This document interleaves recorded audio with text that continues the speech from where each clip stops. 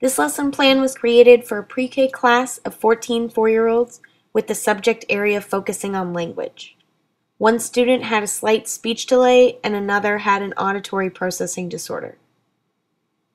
I used the AWI Early Learning Standards, focusing mainly my lesson on mathematical thinking, wherein the students showed knowledge of numbers and counting in order. I also focused on the benchmark standards of emergent reading, wherein students demonstrated comprehension and responded to stories, as well as having students demonstrate listening and understanding by following simple directions.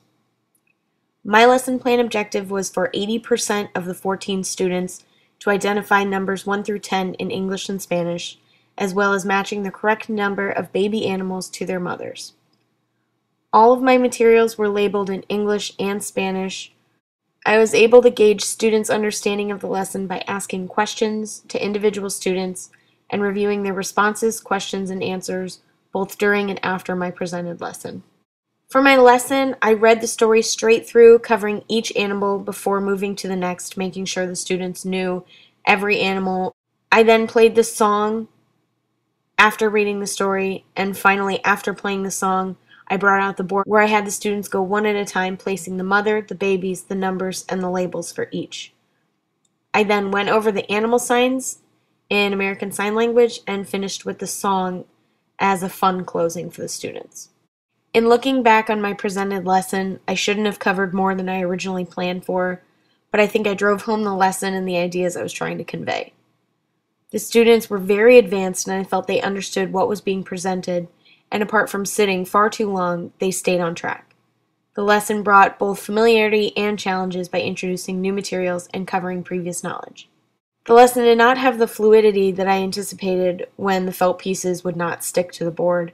I had spent hours at home figuring out the best plan to have them stay, and the constant sliding off of the pieces was a large distraction factor to both myself and to the children.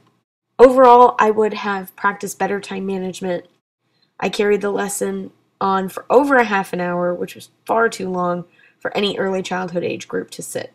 If I were to change the layout of my lesson to present again, I would have read the story and put the felt pieces up at the same time.